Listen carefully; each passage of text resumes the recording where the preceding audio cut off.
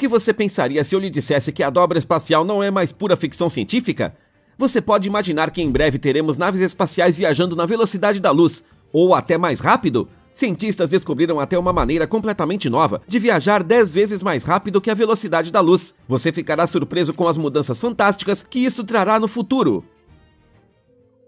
Mais rápido que o som, mais rápido que a luz. O Concorde, o avião supersônico que levou apenas 3,5 horas para voar de Paris a Nova York com passageiros, foi um marco no desenvolvimento de aeronaves. O Concorde já é história. Hoje, apenas caças voam a velocidades supersônicas. Nós, humanos, já atingimos há muito tempo o próximo limiar. Na jornada para o espaço, precisamos de naves espaciais que sejam mais rápidas que a luz. Caso contrário, as enormes distâncias no cosmos não poderão ser transpostas e precisaríamos de milênios apenas para alcançar o próximo sistema estelar. Durante muito tempo, a física não pareceu permitir que os humanos ou qualquer outra coisa feita de matéria viajasse tão rápido quanto a luz. Qual foi a razão para isso? É simples. Einstein afirmou nas suas equações da relatividade geral e especial que nada no espaço pode viajar mais rápido que a luz.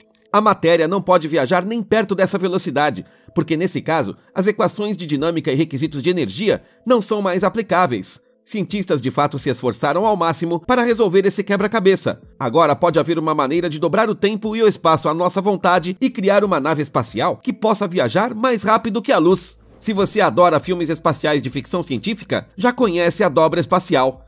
A espaçonave acelera por um momento, então apenas uma luz brilhante pode ser vista e a matéria desaparece no tempo e no espaço para reaparecer em qualquer lugar do cosmos. Enormes distâncias são percorridas em muito pouco tempo e viajar até os confins do cosmos seria real. Embora o conceito tenha sido popularizado como puro entretenimento por autores como John W. Campbell e o lendário criador da Enterprise, Gene Roddenberry, a ciência adotou o conceito na década de 90, ignorando Einstein com um truque. A teoria da relatividade especial de Einstein afirma que energia e massa são intercambiáveis, e viajar à velocidade da luz é impossível para objetos materiais com massa de repouso diferente de zero. Isso significa que objetos que viajam à velocidade da luz requerem uma quantidade infinita de energia cinética para atingir essa velocidade. Teoricamente, o dilema pode ser resolvido dobrando ou deformando o espaço ao redor do objeto. Em vez de criar impulso com energia, a força é investida na distorção do espaço. É criada uma espécie de dobra, através da qual a espaçonave desliza com relativamente pouco esforço. As teorias de Einstein, que se tornaram os fundamentos científicos da cosmologia e da física, não foram afetadas por este conceito. Restavam dois problemas: geração de energia para dobrar o espaço e viabilidade técnica. Em 1994, o físico mexicano Miguel Alcubierre resolveu o problema ao menos em nível teórico.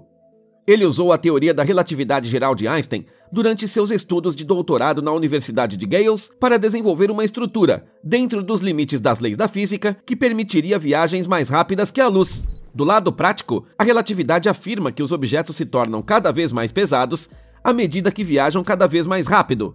É lógico, quanto mais pesados esses objetos se tornam, mais difícil se torna manter a aceleração ou mesmo aumentá-la, até o ponto em que uma espaçonave atinge a velocidade da luz.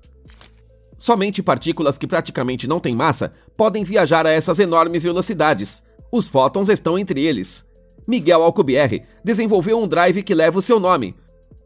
O princípio é simples e fácil de entender, mesmo para leigos. Uma expansão puramente local do contínuo espaço-tempo, atrás da espaçonave, e uma contração na frente dela, permitem um movimento percebido como mais rápido que a luz pelos observadores fora da região distorcida. Os ocupantes da distorção, por outro lado, não perceberiam nada, ou talvez não muito. Talvez percebessem a famosa cauda de luz, vissem as estrelas passando zunindo, ou notassem uma leve vibração. Dentro de instantes, um motor de dobra cobriria distâncias imensas, como se estivesse em voo, ou melhor, como se fosse em voo mais rápido que a luz. A unidade de Alcubierre é virtualmente capaz de gastar uma enorme quantidade de energia para contrair e torcer o contínuo espaço-tempo à sua frente, criando uma bolha que dobra simultaneamente o espaço. Esta bolha é um sistema físico inercial, razão pela qual os ocupantes não sentiriam nenhuma aceleração real. Contudo, as regras da física seriam obedecidas dentro da bolha. Dentro e fora, tudo estaria em conformidade com Einstein e, no entanto, a matéria poderia mover-se desta forma mais rápido que a luz através do espaço, só que não com impulso e velocidade como conhecemos nos carros, aviões ou sondas espaciais, mas através de um truque engenhoso. O universo oferece possibilidades desconhecidas. Um erro que cometemos é pensar no universo como um único espaço. De acordo com a relatividade, porém, o espaço-tempo é uma folha plana, que é distorcida por qualquer objeto com massa. O efeito espacial, como o conhecemos, vem da influência da massa, e é esta distorção do contínuo espaço-tempo encontrada em todos os cantos do universo que experimentamos como gravidade. Sim, até você está distorcendo um pouco o espaço-tempo agora, enquanto está sentado em frente ao seu computador ou smartphone, causando a gravidade.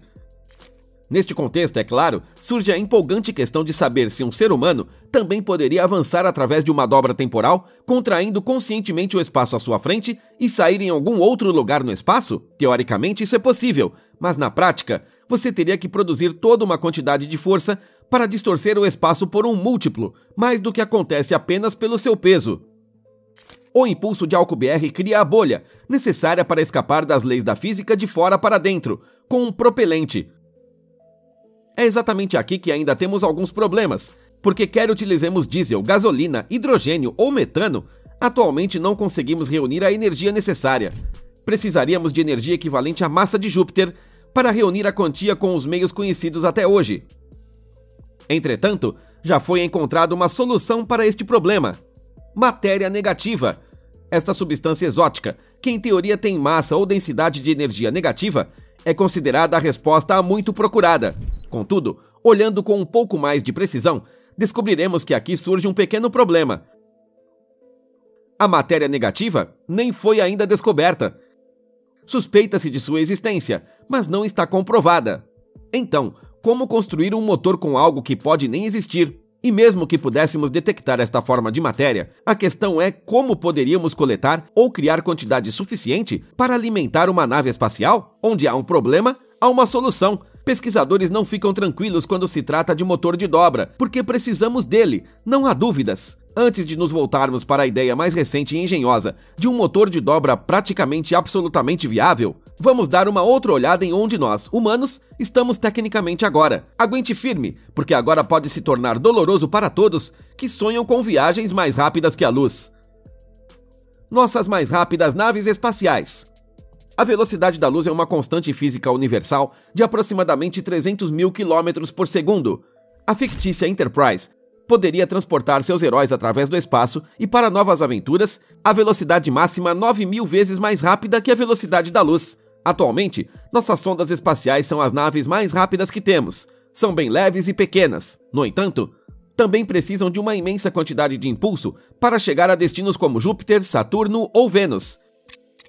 A sonda Juno, que orbitou Júpiter entre 1995 e 2003, viajou pelo espaço à velocidade máxima de 74 km por segundo, o que é apenas 0,002 vezes a velocidade da luz. Voyager 1 levou quase 35 anos para deixar o sistema solar e agora está a mais de 21 bilhões de quilômetros da Terra.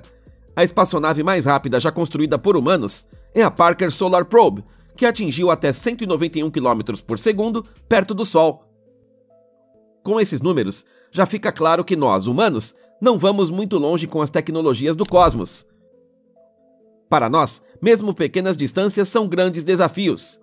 Poderíamos dizer em escalas cósmicas que podemos somente colocar o pé fora da porta da frente. As sondas que os cientistas enviam para o espaço normalmente utilizam manobras sofisticadas de aceleração nos campos gravitacionais dos planetas para fazer qualquer progresso com um gasto razoável de energia. Algumas sondas primeiro orbitam a Terra 2 vezes, depois Vênus, ou usam Júpiter como auxiliar de aceleração. Em órbitas aparentemente intermináveis, aproximam-se lentamente de seus destinos ao longo de vários anos. Imagine, seu amigo do sistema Próxima Centauri o convida para um café, e você ter que voar dezenas de círculos ao redor de alguns planetas com sua nave espacial para sair do sistema solar. Com as tecnologias disponíveis para nós, provavelmente ninguém chegaria a tempo, nem mesmo aproximadamente, porque como está atualmente, seria necessário planejar mais de 100 mil anos para uma visita ao vizinho cósmico. O fato é que para avançarmos no universo e querer um dia ser uma espécie que conquiste o espaço, novas tecnologias deverão surgir. uma tecnologia realizável. Progressos na área da tecnologia de dobra vão cada vez mais além.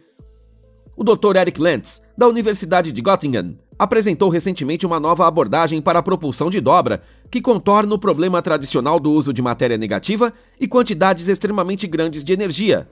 Em seu estudo, Dr. Lentz descreve como a aceleração à velocidade da luz poderia ser alcançada usando propriedades físicas que já existem e podem ser implementadas. A chave está no uso dos chamados solitons, conhecidos como bolhas de dobra. Este método requer apenas densidades de energia positivas já conhecidas. Porém, a tecnologia ainda necessita de bastante pesquisa em termos de praticidade técnica. Enquanto muitos em Dresden ainda pensavam sobre isso, veio o próximo anúncio inovador. Dr. Harold Sonny White, ex-especialista da NASA, descobriu uma verdadeira bolha de dobra.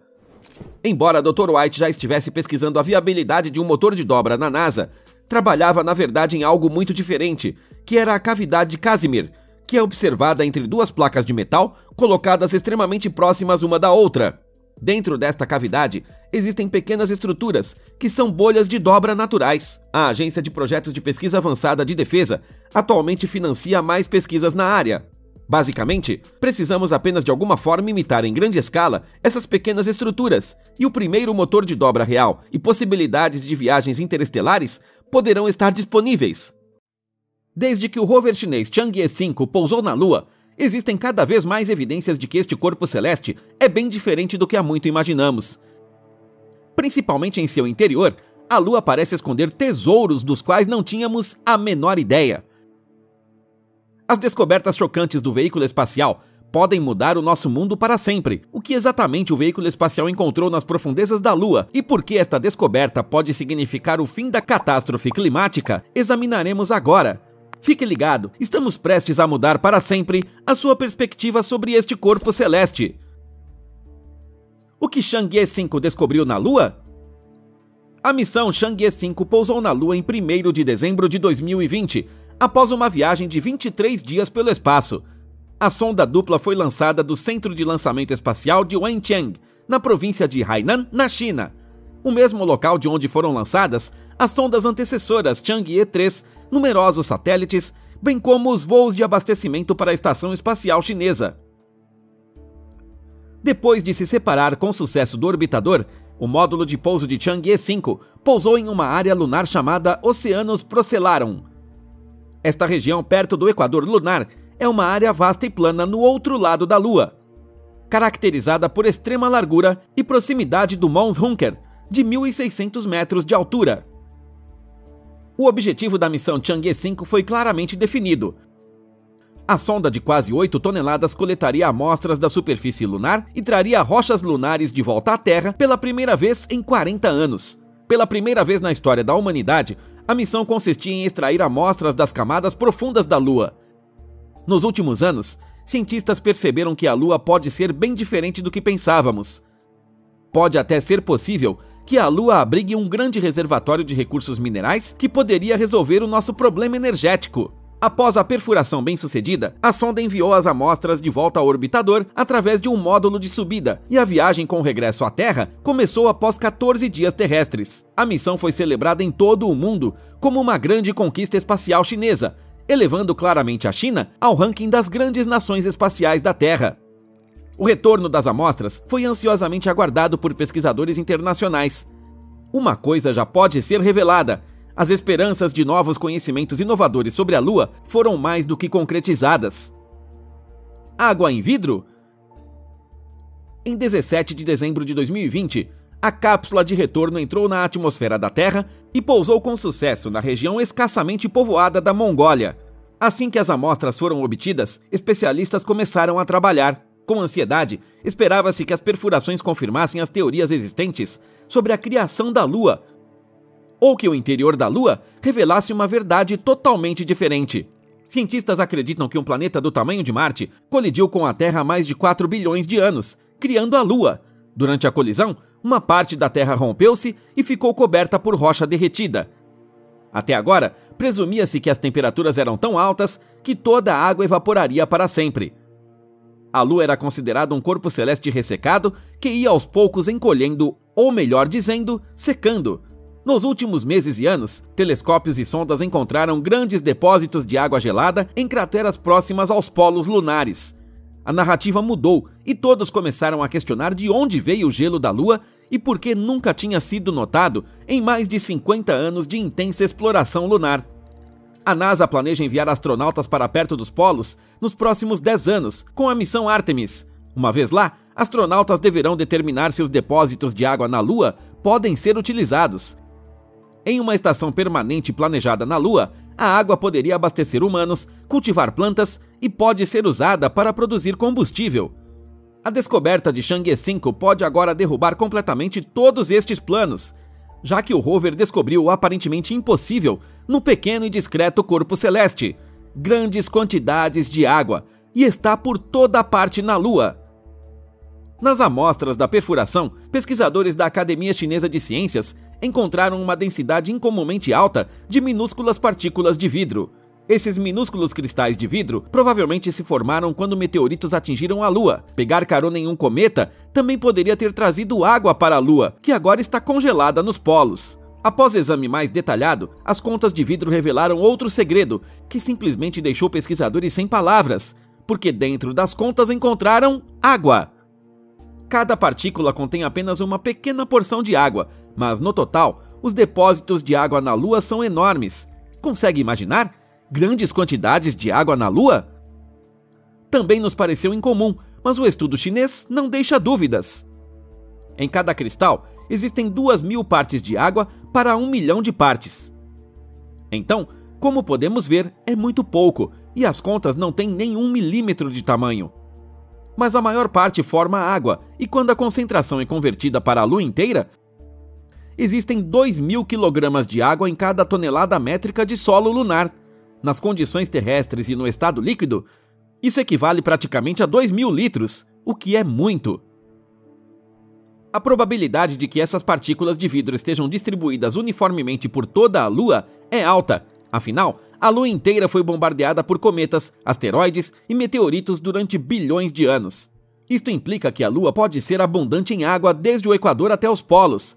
As futuras missões tripuladas à Lua, portanto, não teriam necessariamente de aterrar nos polos e depois tentar laboriosamente utilizar a água gelada que ali existe. A água dessas contas pode ser facilmente isolada por meio de aquecimento, fornecendo assim aos colonos lunares água doce em qualquer lugar do corpo celeste. Em outras investigações, os chineses conseguiram demonstrar que a água contida nos cristais lunares foi produzida pelo Sol. A teoria sugere que átomos de hidrogênio carregados positivamente do vento solar penetraram nas contas de vidro e se misturaram com o oxigênio contido nelas. Estudos dos diferentes tipos de átomos de hidrogênio nas amostras indicaram que estas esferas de vidro também podem libertar parte da sua carga de hidrogênio a altas temperaturas, quando são aquecidas pela radiação solar. A quantidade total de riqueza hídrica na forma de esferas de vidro de impacto é estimada em cerca de 270 bilhões de toneladas. De acordo com estimativas atuais. Em 2010, a NASA estimou que a cota de água no polo norte da Lua era de 600 milhões de toneladas. Comparado às suposições anteriores de que a Lua era totalmente seca, é de fato muito. Mesmo comparada à Terra, a abundância de água é impressionante. Estima-se que nosso lar azul, de água e rocha, contenha cerca de 1,33 quintilhão de toneladas de água. Você deve estar se perguntando se algum dia haveria um momento em que o gelo da Lua derretesse, ou se a Lua poderia ser transformada em uma paisagem com rios, lagos ou oceanos, através de uma mudança química ou mecânica nas contas de vidro de água? É claro que também nos perguntamos e investigamos o assunto. Embora tais ideias fossem fantásticas, dificilmente será possível deixar a água fluir na superfície da Lua. A Lua praticamente não tem atmosfera, tem temperaturas extremas e pressão atmosférica muito baixa. A água só pode se liquefazer sob certas condições, e estas simplesmente não estão presentes na Lua. Como a Lua não tem uma densidade particularmente alta e possui campo magnético muito fraco, também não se espera que ocorram mudanças no futuro. A história é totalmente diferente em Marte, onde antes fluía água líquida. Vestígios de erosão confirmaram isto múltiplas vezes, e planos audaciosos de terraformação visam transformar particularmente a água congelada de Marte nos polos em água líquida e, portanto, em mares e lagos através de um efeito estufa induzido artificialmente.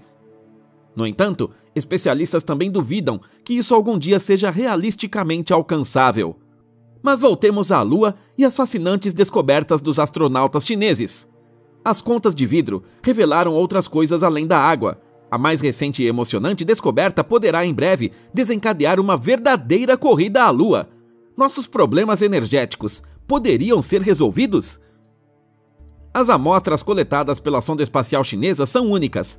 Retiradas de camadas profundas, são cerca de 1 bilhão de anos mais antigas do que todas as amostras coletadas da superfície por astronautas durante o programa americano Apollo. Estas contas de vidro foram provavelmente formadas sobretudo ao longo dos últimos 2 bilhões de anos através de impactos massivos de meteoritos, asteroides e cometas. Para gerar as temperaturas adequadas, dimensões de impacto comparáveis às do asteroide que exterminou os dinossauros da Terra há cerca de 68 milhões de anos são necessárias. Sendo um corpo celeste relativamente pequeno, a Lua foi exposta a enormes influências cósmicas ao longo da sua história de desenvolvimento, e é surpreendente que tenha sobrevivido tão bem a estes bombardeamentos. Pesquisadores acreditam que isso se deve, entre outras coisas, à sua baixa densidade e à espessa camada amortecedora de poeira. A vida turbulenta da Lua poderia ter produzido toda uma série de peculiaridades das quais poderemos nos beneficiar enormemente no futuro. Chang'e 5 encontrou outro cristal na rocha lunar e pode ser significativo, porque este cristal lunar é feito de uma substância que antes era completamente desconhecida. Pesquisadores ficaram surpresos e ao mesmo tempo perplexos quando perceberam que essa estrutura tem um componente crucial para a fusão nuclear. Para os não muito familiarizados com a energia nuclear, vale a pena citar que o problema energético da Terra seria resolvido assim que tivéssemos possibilidades de fusão nuclear. Até agora, utilizamos o princípio da fissão nuclear para suprir nossa necessidade energética. Porém, os resíduos radioativos resultantes tornaram-se um enorme problema. Na fusão nuclear, núcleos atômicos leves são fundidos em núcleos mais pesados. Isso libera uma quantidade muito maior de energia do que a fissão nuclear, e os resíduos são livres de radiação. Durante décadas, físicos de todo o mundo têm trabalhado nesta tecnologia, mas até agora sem sucesso, porque a pressão e, portanto, a entrada de energia necessária para fazer os núcleos se fundirem excede o ganho de energia. O problema seria resolvido instantaneamente se encontrássemos um mineral ou átomo que tivesse maior prontidão para a fusão. E foi exatamente isso que acabou de acontecer. O mineral de fosfato isolado foi denominado Chang'e Y, em homenagem à missão e à deusa chinesa da lua Chang'e. Pesquisas futuras no Instituto de Pesquisa de Geologia do Urânio de Pequim mostrarão se o isótopo hélio 3 pronto para a fusão será utilizável na Terra. Então, será que em breve a mineração começará na Lua, as naves espaciais trarão rochas para a Terra diariamente e o nosso planeta poderá respirar por um tempo?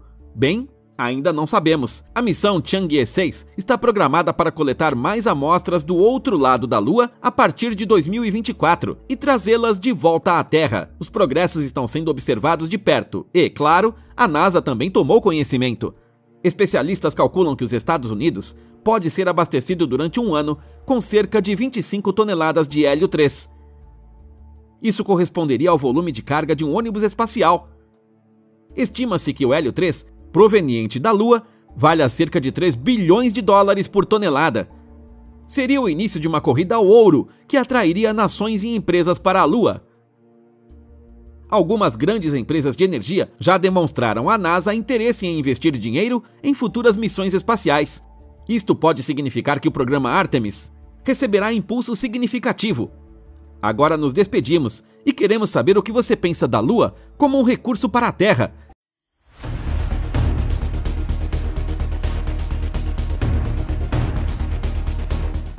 Um astronauta soviético filmou um OVNI e nenhum de seus chefes deu atenção. Outro astronauta russo descobriu vestígios de vida extraterrestre em fotos de Vênus. E novamente não houve investigação séria. Antes de sua morte, ele publicou suas descobertas e chocou o mundo. As imagens e segredos que lhe mostramos agora são alarmantes e levantam muitas questões. Em 1957, a União Soviética lançou ao espaço o primeiro satélite, Sputnik 1. Este momento histórico marcou o início da era espacial e da corrida espacial entre os Estados Unidos e a União Soviética. Apenas 2 anos depois, em 1959, Luna 1 tornou-se o primeiro objeto feito pelo homem a chegar à Lua. Outro marco significativo foi a missão de Yuri Alexeyevich Gagarin em 1961, se tornando o primeiro homem a orbitar a Terra no espaço. Seu voo na Vostok 1 seria o triunfo e o símbolo da superioridade tecnológica espacial soviética. Nos anos seguintes, a União Soviética apenas continuou a sua série de sucessos.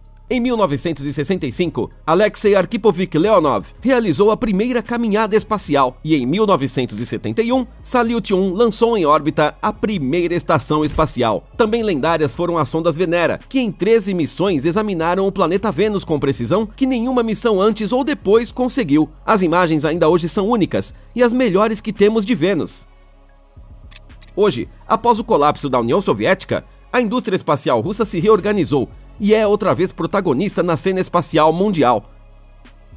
No entanto, Roscosmos, a agência espacial estatal da Rússia, trabalha hoje em estreita colaboração com NASA e ESA. Antigas inimizades foram felizmente esquecidas. Os principais projetos atuais incluem a participação na Estação Espacial Internacional e o desenvolvimento de novas espaçonaves, como os foguetes Soyuz MS e Angara.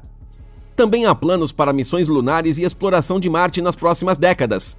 Apesar dos enormes desafios econômicos atuais, a Rússia continua a ser pioneira na exploração espacial e aspira a dar sequência a seus sucessos históricos, e tal como os Estados Unidos e a Europa, a explorar a Lua e Marte. Avistamento de OVNI por um cosmonauta soviético. Em 2020, o astronauta russo Ivan esteve na ISS durante vários meses. Durante sua missão de pesquisa na Estação Espacial Internacional, filmou, entre outras coisas, as luzes do Sul, também conhecida como Aurora Australis, do espaço. No vídeo, formações de luz únicas aparecem de repente, deslizando lentamente no alto. Aparecem por cerca de 52 segundos no vídeo de câmera rápida. Muitas pessoas, incluindo Wagner, acreditavam que os objetos eram objetos voadores não terrestres, ou OVNIs. Wagner enviou o vídeo aos seus superiores para investigação e nunca recebeu resposta. O vídeo foi simplesmente ignorado. Wagner publicou o filme em suas redes sociais e expressou incompreensão sobre o desinteresse de seus ex-superiores. Funcionários da ISS ou da NASA também nunca comentaram o vídeo. Venera 13 e suas descobertas. As missões Venera foram um golpe de mestre dos voos espaciais soviéticos.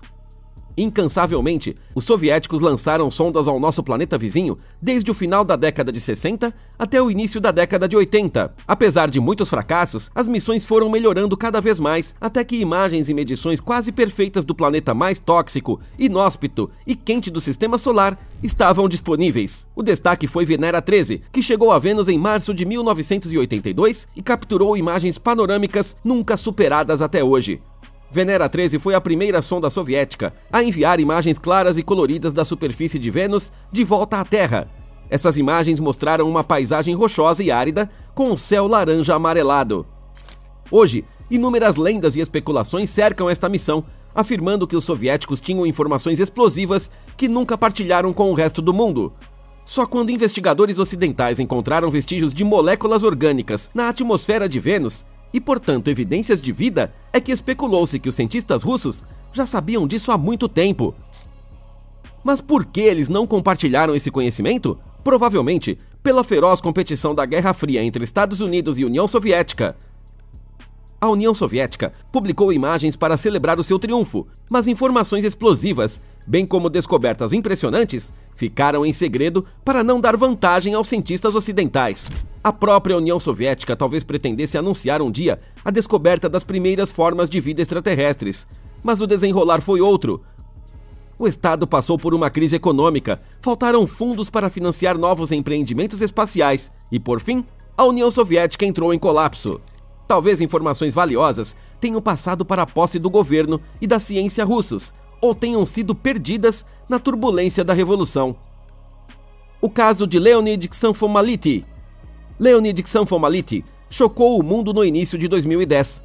O astrônomo anunciou o que a Rússia ou a União Soviética supostamente sabiam sobre Vênus. Leonid Ksanfomality foi um renomado cientista russo que dedicou grande parte de sua carreira ao estudo do espaço e de Vênus em particular. Depois de se formar na Universidade Técnica de Leningrado, trabalhou por muitos anos no Observatório Abastumani, até 1968, quando ingressou no Instituto de Pesquisas Espaciais, onde permaneceu por toda a vida. Lá, chefiou o Laboratório de Fotometria e Radiometria Térmica. Ksan Fomality esteve envolvido nas missões Venera soviéticas, nas décadas de 70 e 80. Supostamente, o cientista reexaminou algumas fotos antigas da sonda Venera e descobriu algo incrível. De acordo com seus relatos, evidências de 3 formas de vida diferentes podem ser vistas em fotografias da sonda soviética Venera 13 em 1982. As várias entidades alienígenas nas fotos são esses 3 objetos, um em forma de disco, um preto parecido a um morcego e um parecido a um escorpião. No entanto, as alegações foram amplamente questionadas pela comunidade científica e Ksan Fomality também não conseguiu provar as suas suspeitas. Muitos especialistas acreditavam que os alienígenas identificados por Ksan Fomality eram na verdade artefatos ou perturbações explicáveis nas fotos. Poderiam também ter sido causados por processos geológicos naturais em Vênus. 2 dos alienígenas que afirmou ter visto foram posteriormente identificados como peças mecânicas da própria sonda Venera 13.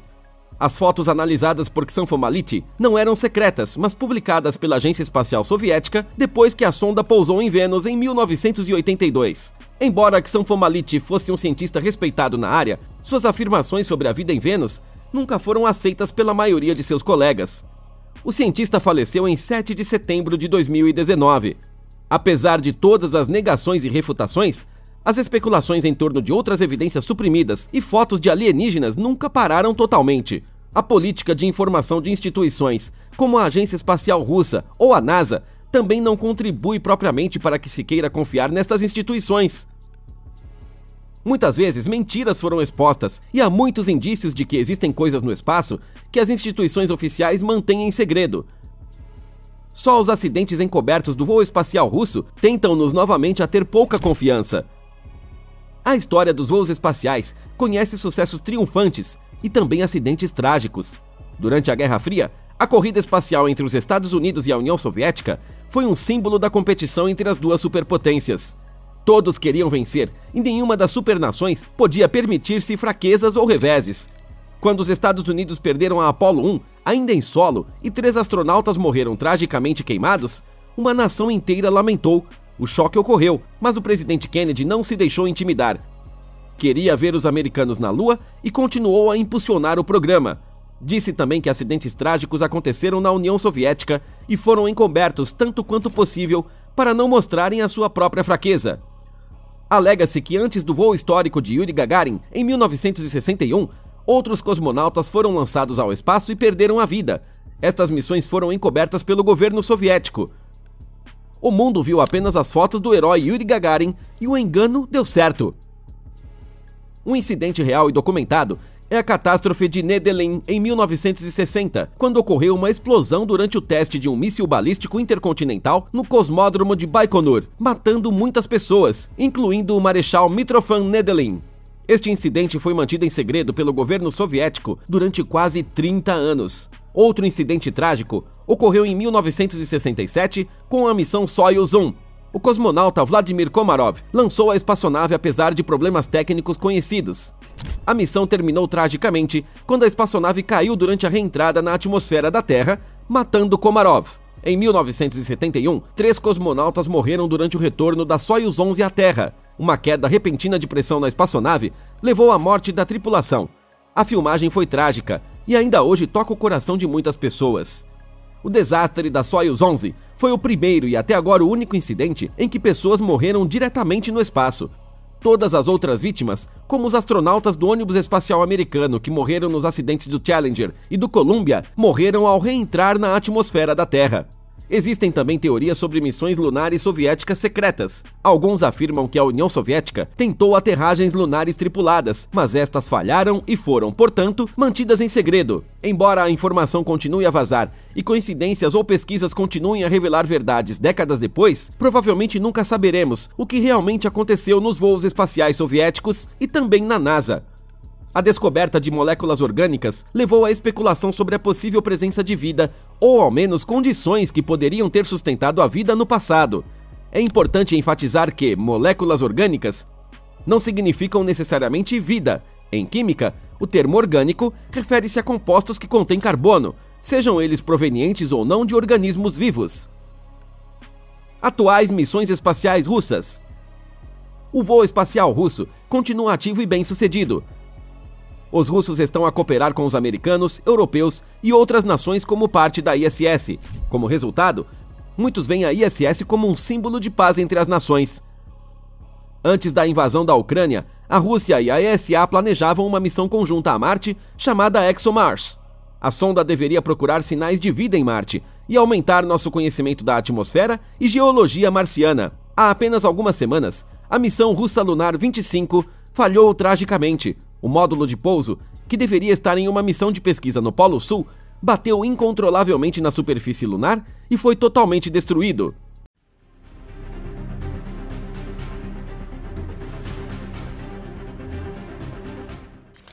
Você já pensou na possibilidade da vida eterna? A teoria quântica afirma que nenhum de nós morre de fato. Podemos até viajar após a nossa morte física através de um multiverso, cujas dimensões são conhecidas em algumas culturas como o mundo dos deuses. Como os físicos quânticos podem provar que todos vivemos para sempre, nós mostramos a você agora. A busca pela vida eterna, o Santo Graal, a Pedra Filosofal ou a Ambrosia Divina disse que todos esses remédios conferem a imortalidade. A questão da vida eterna e da imortalidade é encontrada em muitas culturas desta terra e, da mesma forma, há muitas respostas para ela. Na nossa cultura ocidental, a crença na vida após a morte praticamente desapareceu. O princípio cristão de uma viagem da alma para o céu ou, com azar, para o inferno, quase não está mais presente na mente das pessoas. Nas culturas orientais, por outro lado, é natural a ideia de que a alma continua a viajar após a morte, vai para dimensões normalmente habitadas pelos deuses e regressam à Terra em um novo ciclo e em uma nova vida. Existem centenas de pessoas em todo o mundo que estiveram perto da morte, ou mesmo afirmaram já ter cruzado o limiar para os reinos divinos, encontraram entidades que apareceram como anjos e os enviaram de volta à Terra. Não é raro que essas pessoas experimentem curas espontâneas de doenças graves, ou mudem radicalmente suas vidas, porque perceberam quem realmente são nos reinos após a morte. Até agora, tudo isso eram puras ideologias, fantasias, afirmações improváveis ou ideias religiosas. Mas agora a física quântica forneceu a prova. Somos realmente imortais. E se você nunca morresse? Sinceramente, você já pensou em como seria viver para sempre?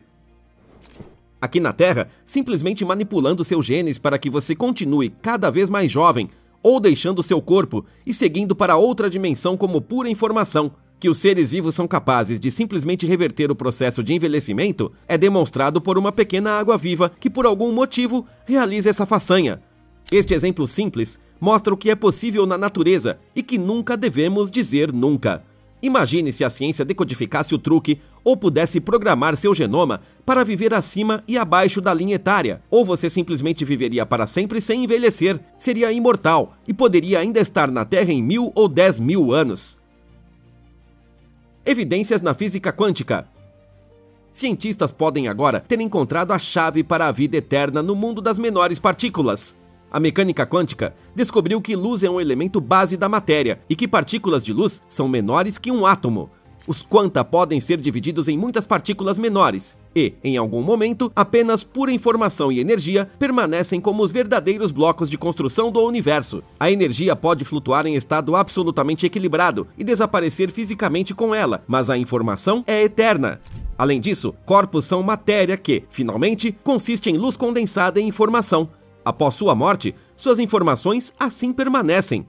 Físicos quânticos australianos expressaram isso da seguinte maneira: se uma floresta pegar fogo, as árvores, os arbustos e os animais que nela vivem desaparecem no mundo físico. No nível quântico, porém, a floresta permanece como informação e poderia ser reconstruída se tivéssemos o conhecimento necessário de como esta rematerialização é realizável.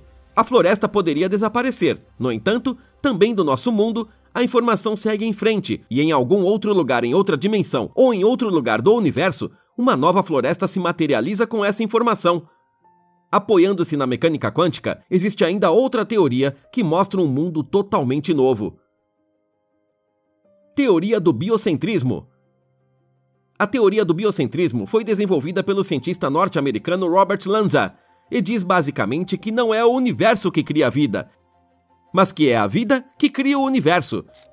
O que chamamos de consciência dentro de nós estava de fato presente no início de tudo, e agora, quase 14 bilhões de anos depois, a consciência está se canalizando através de nós, humanos. Na verdade, nós, humanos, não somos apenas corpos e cérebros, mas consciência que assumiu ou se conectou a uma forma material. No modelo de Lanza, nossos cérebros e corpos são mais modernos e o que percebemos como observadores, ou eu, é pura consciência. O cérebro e o corpo recebem sinais externos e os traduzem em experiências de vida e em matéria. Se você já está familiarizado com a teoria quântica, então sabe que os quanta podem aparecer como ondas e partículas. A onda é o potencial não formado e a partícula torna-se matéria por observação. A consciência é o observador. Quando o cérebro e o corpo morrem, apenas o modem é destruído, mas os sinais permanecem e podem ser redirecionados ou reciclados para outro host. Na realidade biocêntrica de Lanza, a vida é o sinal e continua sem o corpo e o cérebro como modem. Assim, a consciência cria o universo através de nós e não o universo cria a consciência. As ideias de Lanza foram apresentadas pela primeira vez no final da década de 2000 e foram celebradas em alguns setores e atacadas vigorosamente em outros. Para alguns, o biocentrismo oferece uma ponte entre conceitos filosóficos sobre a vida e a morte e a física. Para outros, a teoria ainda é muito vaga e incerta, com pouca ou nenhuma evidência do que realmente é a consciência. Os defensores também recorrem ao problema do ajuste fino, que mostra quantas condições físicas existem para que a vida surja. Água, calor, oxigênio, compostos de carbono e muito mais devem ser ajustados para que a vida possa surgir. Tudo isso não pode ser baseado em coincidências, mas parece ter sido feito para nós ou por nós. Agora podemos nos perguntar, é claro, quem criou tudo isto antes que humanos estivessem lá como observadores? Será que também os dinossauros criaram a matéria através da consciência e da sua presença no planeta? E as primeiras bactérias? Extensões da teoria de Lanza assumem que a consciência é onipresente. Vive em você, em mim, nas plantas, nos animais, até mesmo no espaço materialmente sem vida do vasto cosmos. Tais ideias lembram de forma emocionante o animismo de muitas religiões naturais, que acreditam que tudo o que existe possui uma alma ou mesmo uma consciência. Vida após a morte. As teorias de Lanza e alguns modelos quânticos provaram que a consciência está acima da matéria. Isto leva inevitavelmente à chamada vida após a morte, ou melhor, a morte não é possível em tal realidade, não se a vida for realmente consciência e não estiver ligada à matéria, como uma ilusão, porque a vida e a consciência não estão mais ligadas aos nossos corpos. Retirando o corpo e o cérebro, a consciência evapora-se como uma espécie de energia para o resto do universo ou move-se para outras dimensões e vive lá.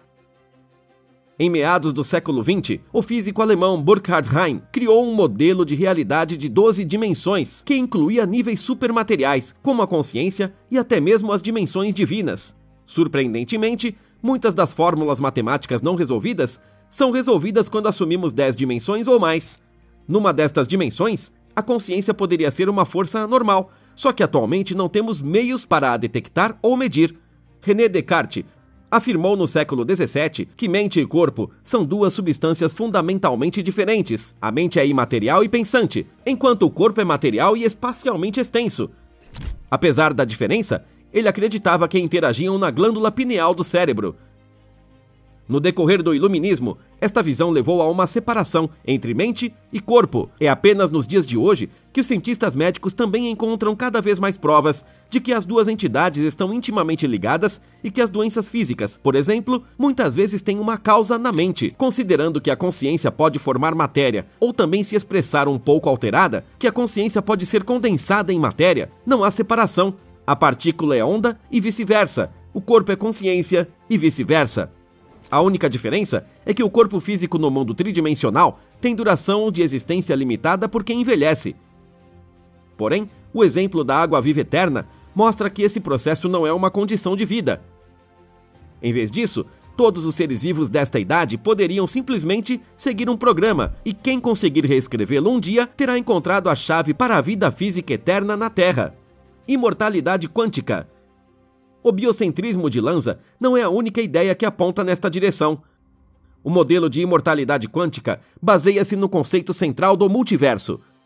A partir do modelo de muitos mundos de Hugh Everett, a imortalidade quântica postula que cada decisão que tomamos dá origem a um universo paralelo. Imagine uma árvore infinita com galhos, cada galho representando um caminho diferente que sua vida poderia ter seguido. Cada decisão, grande ou pequena, acrescenta um novo galho à árvore. Embora esses universos coexistam, não se cruzam e são todos resultado de nossas escolhas. É como estar em um labirinto infinito de espelhos, cada um mostrando uma versão diferente de você, com base em suas escolhas na vida.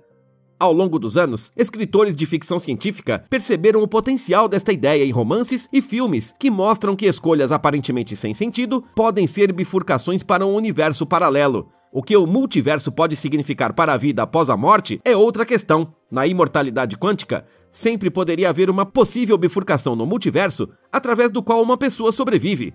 Estudos importantes, como o experimento da dupla fenda, mostraram que todas as opções são sempre possíveis até serem observadas. O multiverso permite ideias de que pode ser que a consciência continue viva em outros mundos após a morte na Terra.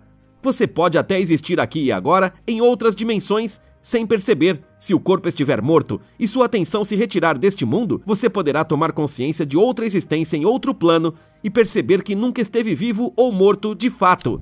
Tudo é apenas uma ilusão no mundo tridimensional.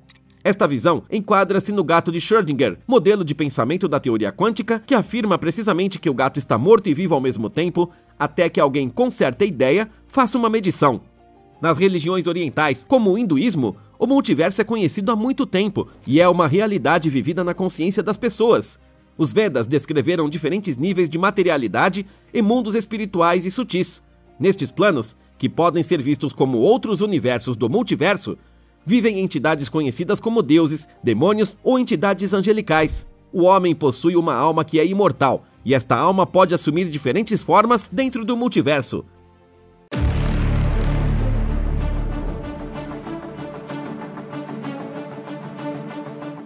Pode até parecer loucura, mas será que uma minúscula partícula elementar pode realmente ser Deus? Certamente você já ouviu falar na partícula de Deus, que cientistas na Suíça conseguiram localizar. Esses cientistas anunciaram agora uma descoberta intrigante no Grande Colisor de Hadrons em Genebra. As partículas exibiram subitamente um comportamento inesperado, que põe tudo em dúvida e mostra de forma chocante que nunca saberemos de tudo. O mistério de bóson de Higgs. Uma nova descoberta mostra que a nossa compreensão anterior da partícula pode estar errada. Isto poderia lançar uma luz totalmente nova sobre uma descoberta que mudou o mundo. Antes de continuarmos com o que exatamente cientistas conseguiram observar no acelerador de partículas em Genebra, apresentaremos o bóson de Higgs com um pouco mais de detalhes. Para entender o que são as partículas e Deus, precisamos fazer uma pequena viagem pela física quântica. Esta é a ciência das menores partículas. Quantas são partículas de luz ou fótons menores que átomos e por muito tempo considerados os elementos constituintes da matéria. Mas aí foram descobertas partículas menores e ainda menores e assim por diante. Os físicos de partículas estão procurando por essas partículas e querem usar as descobertas para decifrar como a matéria é criada e construída no núcleo. O bóson de Higgs aparece na matriz das menores partículas no que diz respeito à massa. O bóson de Higgs dá massa a outras partículas ao interagir com o campo de Higgs, um campo de energia invisível que permeia todo o espaço. Podemos ver partículas com massa acima de uma certa densidade, então é daí que vem o que podemos perceber como criação visível. A luz, por exemplo, não podemos ver enquanto viaja pelo espaço. A luz também não tem massa de repouso. Só a vemos quando é refletida por partículas com massa. Você pode ver isso no exemplo muito simples de que a superfície da Terra é brilhante quando é iluminada pelo Sol. O universo, por outro lado, é escuro, embora massas de partículas de luz viajem e cheguem até nós, por exemplo, de estrelas distantes. Então poderíamos dizer que o bóson de Higgs e o campo de Higgs aparecem exatamente no local onde aparece a matéria visível e Deus disse faça-se luz. Com isto, já podemos responder à pergunta feita no início. Não, o bóson de Higgs não é o próprio Deus, mas surge em um limiar mágico divino que tem uma ligação interessante com ideias religiosas. A descoberta do bóson de Higgs foi um marco na física de partículas em 2012, e cientistas puderam usar a descoberta para defender o Grande Colisor de Hadrons, já que o acelerador de partículas já havia sido alvo de fortes críticas. Alguns oponentes da instalação são até da opinião de que os experimentos lá poderiam criar buracos negros ou levar o universo inteiro ao colapso. Mas agora vamos primeiro ver por que cientistas ficaram chocados quando experimentaram algo totalmente inesperado com os bósons de Higgs. A partícula desintegrou-se subitamente sob o olhar de investigadores e revelou-se altamente instável. Não se enquadra nas teorias anteriores sobre a natureza dos bósons de Higgs e poderia desfazer todas as conquistas. Rastreando bósons de Higgs. Vamos dar uma olhada mais vívida no que são os bósons de Higgs. Imagine o universo como um oceano cheio de uma substância invisível chamada campo de Higgs. Neste oceano, um tubarão nada com elegância e graça. Ele interage de forma ideal com o meio circundante, quase sem peso e de forma eficiente. Semelhante à forma como certas partículas, como os fótons, interagem com o campo de Higgs e, portanto, não têm massa. A seguir, pensem em um ser humano nadando na água. Aprendemos a nadar e podemos permanecer neste meio por um determinado período de tempo e até atingir uma certa eficiência. Em algum momento, porém, ficaríamos sem ar enquanto nadamos, e nossa massa no elemento estranho seria nossa ruína. Esses nadadores são semelhantes aos elétrons e quarks interagindo com o campo de Higgs. Eles têm massa. Agora imagine uma garrafa plástica flutuando na água. Está lá, movida e carregada pelo meio, mas não tem impulso pelo qual interage ativamente com o meio. Isso corresponde a partículas mais pesadas, como os bósons W e Z. Eles interagem muito com o campo de Higgs, por isso têm muita massa. Agora imagine as ondas criadas por um tubarão, um nadador, uma garrafa de plástico. Essas ondas são como o bóson de Higgs. Quando uma partícula interage com o campo de Higgs, pode criar uma perturbação ou uma onda. Quando descobrimos o bóson de Higgs no grande colisor de hadrons, foi como ver essas ondas no oceano. As ondas provaram que deve haver entidades, objetos ou partículas movendo-se dentro do meio e interagindo com o campo de Higgs. O problema é que o bóson de Higgs não existe por muito tempo. Quando criada em colisões de partículas, a partícula permanece estável por menos de 1/trilionésimo de bilionésimo de segundo, ou precisamente 1,6 vezes 10 elevado a 22 segundos, magnitude que nossas mentes não podem imaginar. Só fórmulas matemáticas ou computadores podem compreender e expressar tais magnitudes. Mas como pode ser que, de todas as coisas, a partícula que dá massa a outras através da interação seja ela mesma tão instável? Seria possível, claro, que o bóson de Higgs perdesse a sua própria massa e, portanto, decaísse rapidamente. Mas então surgem novas questões como: de onde os bósons de Higgs obtêm sua massa e como acontece a transferência ou criação de massa? De todas as coisas, a área de criação onde a matéria é criada revela-se altamente instável. Parece ser um paradoxo e, portanto, não seria o único nas ciências naturais. O fato destas pequenas partículas existirem apenas por um breve período e atuarem em períodos de tempo não detectáveis para nós torna difícil estudá-las. Isso significa que nunca chegaremos aos segredos da origem da matéria? Os cientistas não desistem. Uma maneira pela qual os físicos estudam as propriedades dessas partículas de vida curta é através de seus modos de decaimento. A deterioração ocorre de várias maneiras, e qual delas ocorre depende das condições específicas. O bóson de Higgs decai em um grupo diferente de partículas, que veremos novamente com mais detalhes usando o oceano como exemplo. Imagine que as ondas dentro e fora do oceano se tornam muito grandes. Em algum ponto, entram em colapso e formam ondas ou correntes menores. Imagine que essas ondas menores representam outras partículas.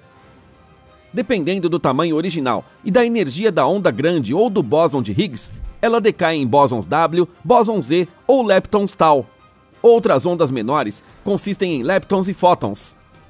Além disso, os processos de decaimento envolvem partículas hipotéticas ainda não observadas com certeza, o que torna impossível a sua descrição direta.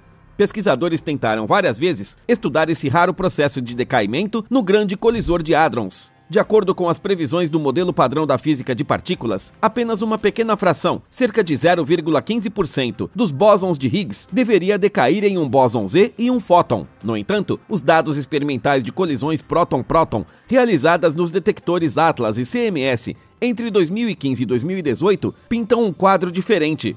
Surpreendentemente, os dados mostram que esta queda ocorre apenas 6,6% das vezes, um desvio significativo do valor esperado. Atlas e CMS, os dois principais experimentos no Grande Colisor de Hadrons, usam abordagens estratégicas para minimizar a sensibilidade na detecção do decaimento do bóson de Higgs em um bóson Z e um fóton. Para esse fim, cientistas também contam agora com inteligências artificiais e de máquina de autoaprendizagem em experiências como estas, capazes de combinar procedimentos de medição em frações de segundo para obter a maior taxa de resultados possível de cada experiência. Até agora, porém, mesmo estes processos não conseguiram produzir os resultados desejados. O reino das partículas minúsculas escapa aos cientistas, e eles respondem utilizando a tecnologia de formas cada vez mais ousadas, possivelmente criando problemas dos quais ainda não temos consciência. O que exatamente está acontecendo no LHC? Cientistas perseguem dois feixes de partículas um contra o outro, com enorme força no acelerador de partículas em Genebra. Isso acontece em uma instalação em forma de anel a cerca de 150 metros de profundidade no subsolo. Quando os fluxos de partículas colidem, as partículas são decompostas em suas partes individuais, reagem umas com as outras, são desviadas ou apresentam fenômenos antes desconhecidos.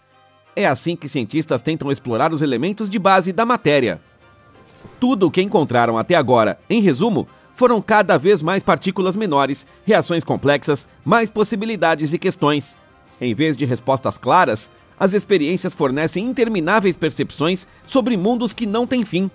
Imagine que você está em uma caça ao tesouro, pensa que está próximo do objetivo e de repente o caminho para a suposta câmera do tesouro mostra dezenas de ramos e estes também têm dezenas de ramos e assim por diante. Qual caminho seguir para encontrar as respostas que os cientistas tanto desejam?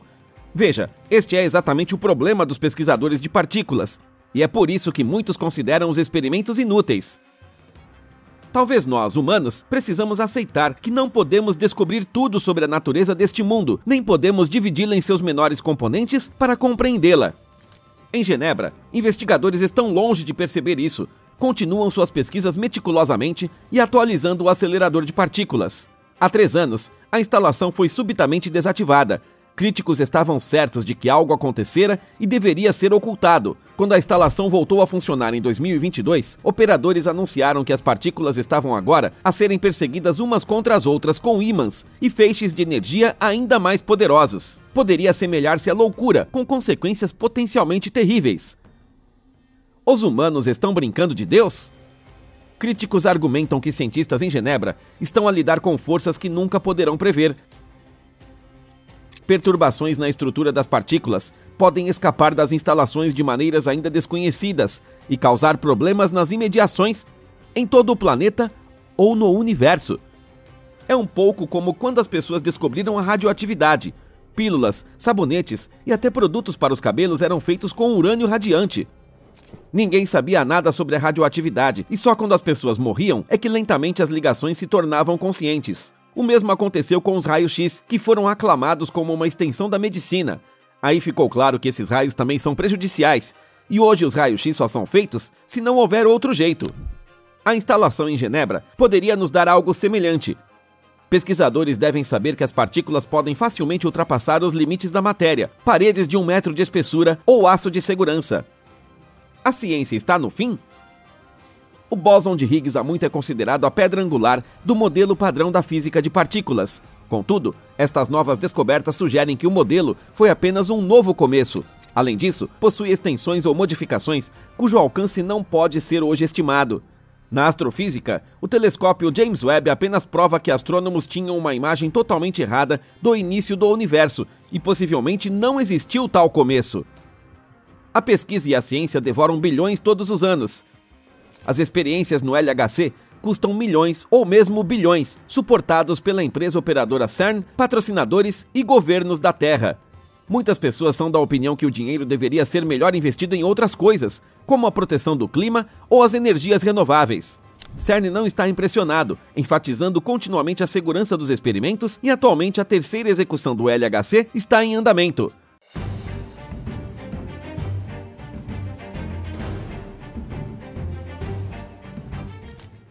Nos confins infinitos do universo, o telescópio espacial James Webb fez uma descoberta que irá abalar a nossa compreensão do cosmos.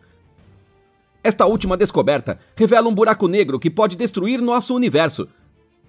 O astrofísico de renome mundial Michio Kaku expressou seu fascínio pela descoberta. Pela primeira vez, vemos como o universo realmente começou. Citação de Michio Kaku. Pessoalmente, acho que estamos de fato olhando para buracos negros monstruosos, onde talvez novas leis da física estejam surgindo, e se você conseguir descobrir tudo, poderá haver um prêmio Nobel esperando por você. Michio Kaku é um dos primeiros cientistas a falar claramente sobre o que James Webb descobriu no limite do universo temporal.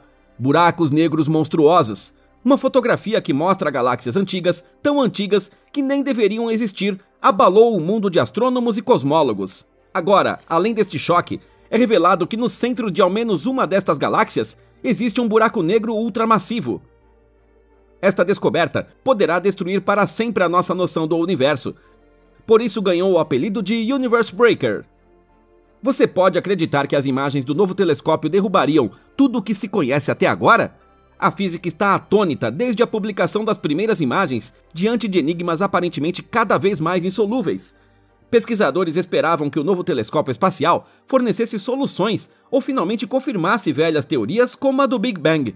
No início, tudo ainda era maravilhoso. A NASA publicou uma foto na qual podem ser vistas algumas estrelas e muitas galáxias. Quanto mais avermelhadas e escuras as galáxias se tornam, mais velhas elas são. Depois que a imagem foi publicada, a caça começou. Dezenas de equipes de pesquisa em todo o mundo começaram a analisar a imagem. Tecnologias de última geração extraem informações incríveis de cada ponto de luz da imagem. Usando tecnologias informáticas especiais, investigadores descobrem a idade da luz, que elementos refletiam a luz, a que velocidade esta galáxia se movia e quantas estrelas provavelmente existiam nela. O telescópio espacial James Webb é uma obra-prima da tecnologia moderna que, com imagens como esta, nos leva de volta a um tempo apenas meio bilhão de anos após o Big Bang. Rapidamente, pesquisadores puderam anunciar a descoberta de galáxias antigas e de um enorme buraco negro com massa 10 milhões de vezes maior que a do nosso Sol. Mas como poderia um objeto tão massivo existir em uma época em que o universo ainda estava na sua infância? Um buraco negro deste tamanho, logo após o Big Bang cósmico, vira de cabeça para baixo todo o conhecimento anterior sobre a formação de galáxias. Imagine que, de acordo com a teoria do Big Bang, nesta época, só deveriam ter existido os primeiros protótipos de estrelas e coleções de estrelas. Mas agora, estamos a olhar para 6 galáxias que eram massivas, brilhantes e cheias de estrelas. E em seus centros, todas estas galáxias poderiam abrigar buracos negros supermassivos. Lentes gravitacionais revelam buracos negros. Buracos negros e objetos distantes são difíceis de observar na vastidão do espaço. Podemos estar perdendo muitas das galáxias e buracos negros mais antigos porque não podemos vê-los, apesar da tecnologia muito melhor. Agora, cientistas esperam por lentes gravitacionais. Este efeito deverá tornar visíveis buracos negros ainda mais antigos e ainda maiores e completar nosso quadro do universo primitivo. As lentes gravitacionais foram descobertas por acidente, quando cientistas notaram estranhas distorções nas imagens. As lentes gravitacionais são criadas por objetos massivos, como galáxias ou buracos negros. Objetos pequenos e distantes no fundo de uma imagem são ampliados pela atração gravitacional de objetos muito pesados ascendentes. Esta coincidência cósmica simples, mas poderosa, ajudou tremendamente os investigadores nos últimos anos a identificar galáxias e exoplanetas distantes que de outra forma não seriam visíveis. Investigadores esperam usar o potencial desta técnica para olhar cada vez mais para trás no tempo e finalmente desvendar o mistério do universo primitivo. Buracos negros e inteligências extraterrestres. Essas descobertas já surpreenderam você?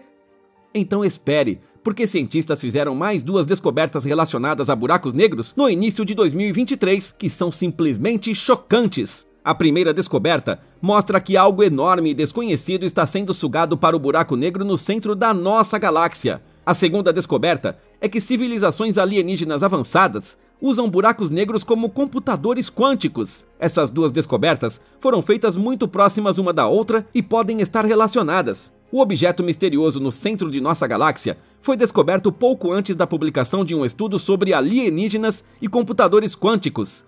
Poderia haver uma conexão? Ao falar em alienígenas e computadores quânticos, muitos imaginam aliens engraçados sentados em frente a um buraco negro navegando na internet. Mas não é bem assim que se entende a computação quântica. Cientistas chegaram à conclusão de que os buracos negros seriam computadores quânticos engenhosos, se pudéssemos chegar perto deles sem ser desmontados em seus componentes. O estudo seguiu dizendo que civilizações muito avançadas poderiam explorar buracos negros ou usar pequenos buracos negros criados em laboratório como depósitos de conhecimento e máquinas de processamento de dados. A capacidade de tais computadores estaria muito além do que podemos imaginar. As ideias então se juntaram e durante dias circularam rumores selvagens de que o objeto que acabou de aparecer nas proximidades do buraco negro, no centro da Via Láctea, era uma nave alienígena na computação quântica. Mas essa expectativa, infelizmente, logo foi frustrada. Provavelmente todos nós teríamos ficado felizes com a primeira foto de uma nave espacial no centro da galáxia. Mas um pouco mais tarde, o estranho objeto, com um nome científico abreviado X7, revelou-se uma enorme nuvem de poeira e gás. Astrônomos descobriram que X7 tem cerca de 50 vezes a massa da Terra e, na primavera de 2023, já estava significativamente esticado pela sua proximidade com o gigante negro. A extensão da nuvem cresceu para 3.000 unidades astronômicas, o que é 3.000 vezes a distância entre a Terra e o Sol. Astrônomos ficaram intrigados por um bom tempo sobre a origem de X7. Uma nuvem deste tamanho é um objeto incomum. Muito provavelmente, X7 é vestígio de uma missão estelar e está agora a caminho de ser sugado pelo buraco negro no centro da Via Láctea. X7 orbitará o buraco negro várias vezes em períodos de 70 anos. Em 2036, a nuvem já estará tão perto do horizonte de eventos que não haverá como escapar. A enorme nuvem finalmente terminará com um estrondo e quando por fim desaparecer no centro da galáxia, o buraco negro brilhará intensamente por algum tempo, tornando-se visível. Infelizmente, não sabemos se os alienígenas estarão presentes e usarão as forças para si próprios. Alguns acreditam que as espécies capazes de usar buracos negros como fonte de energia ou computadores seriam invisíveis. Teriam se transformado em pura energia, permitindo sua aproximação aos gigantes sem serem despedaçados. Monstros cósmicos vorazes.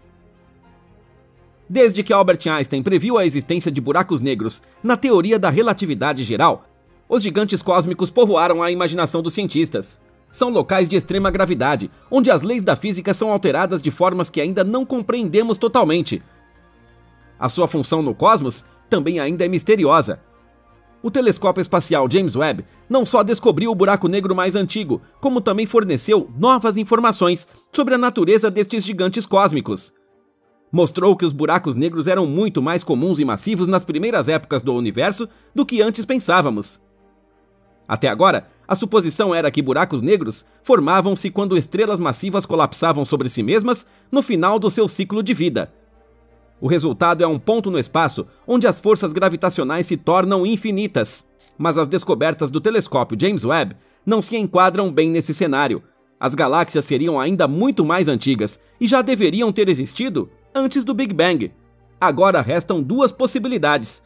O nosso universo é realmente mais antigo do que se pensava, ou os buracos negros são criados de forma completamente diferente da que acreditávamos anteriormente. As 6 galáxias descobertas pelo telescópio espacial James Webb são um testemunho impressionante da diversidade e complexidade do universo. Nos forçam a repensar o nosso conhecimento dos gigantes negros do cosmos. Grandes partes do universo parecem uma dança circular cósmica colorida. A beleza é avassaladora. Aí aparecem monstros como buracos negros ou estrelas de terror, que comem outros membros. Descobertas assim levam nossas mentes ao limite. Quem gostaria de ter um buraco negro monstruoso em sua vizinhança, devorando tudo ao seu redor, com sua gravidade inimaginável? Se estes buracos negros no centro das galáxias já foram estrelas mortas que cresceram até ficarem enormes ao sugarem matéria ou fundir-se entre si, demoraram milhões ou bilhões de anos para atingir este tamanho. Precisamos considerar que as galáxias descobertas existiam há 13,6 bilhões de anos. O Big Bang supostamente aconteceu 200 milhões de anos antes. Sabemos, o cálculo não funciona totalmente aqui ou precisamos revisar completamente nosso conhecimento sobre buracos negros, formação de estrelas e formação de galáxias. As abordagens explicativas nada mais são do que puras conjecturas até agora. Segundo teorias anteriores, as primeiras estrelas do universo eram enormes, brilhantes e de vida curta. Após a explosão, poderiam ter deixado para trás buracos negros igualmente enormes que estimularam a formação de estrelas em suas proximidades, possivelmente formando turbogaláxias. A presença de buracos negros supermassivos nos centros das galáxias tem implicações profundas para o desenvolvimento e evolução dessas galáxias. A sua enorme atração gravitacional pode atrair estrelas e gás para os berços da galáxia, criando novas estrelas e fazendo crescer a galáxia. Ao mesmo tempo, os jatos e ventos energéticos ejetados do disco de acreção ao redor do buraco negro podem aquecer o gás circundante e suprimir a formação de estrelas. Através de suas atividades, buracos negros moldam e formam galáxias massivas. Assim, não são apenas aterrorizantes e devastadores, mas representam uma importante variável estruturante do universo. Uma nova teoria propõe que regiões densas do universo primitivo deram origem a múltiplos buracos negros, que depois se fundiram e cresceram rapidamente, até atingirem tamanhos enormes. Outro modelo propõe que estes buracos negros poderiam ter crescido até tamanhos equivalentes a milhões de vezes o do nosso Sol, devido ao rápido consumo de gás e de estrelas na sua vizinhança. Algumas especulações propõem que nos primeiros momentos após o Big Bang haviam condições que permitiram que buracos negros supermassivos se formassem diretamente, sem ter que passar pelo processo de evolução estelar. Qual é a verdade? O tempo e as imagens cada vez melhores do universo dirão. Torne-se um assinante agora para não perder nenhum vídeo incrível!